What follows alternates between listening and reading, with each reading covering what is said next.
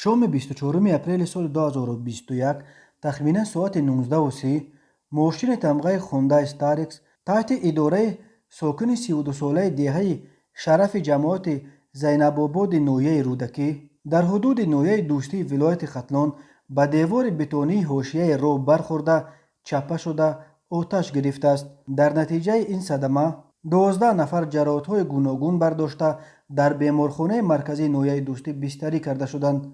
2 نفر آنها بر اثر جراحت‌های وزنین در بیمارخانه به هلاکت رسیدند. مرکز مطبوعات وزارت تندرستی و حفظ اجتماعی اهالی تاجیکستان خبر داد که در حال حاضر وضع سلامتی 10 نفر دیگر معتدل ارزیابی می شود. بنا به این منبع وزیر تندرستی تاجیکستان جمالالدین عبدالله‌زاده روز 26 اپریل در دایره سفر کاریش به نویه دوستی از این 10 زخمی صدمه استارکس در بیمارستان عیادت کرده با وضع سلامتی و جریان طبابت آنها شنا شده است.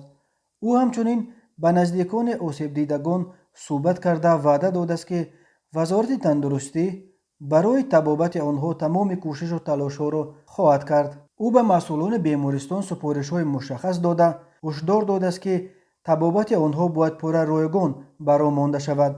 جمالالدین عبدالله‌زاده در سن بیمارستان مرکزی نویه دوستی با خویش و تبار و نزدیکان بیماران دیگر نیز گفتگوی آزاد برپا کرده از آنها نظرشان درباره شرایط کار طبیبان این نویه را پرسجو کرده است. هر سال بر اثر صدمه‌ها در راه‌های تاجیکستان حدود 400 نفر جان باخته بیش از 1200 تن دیگر معیوب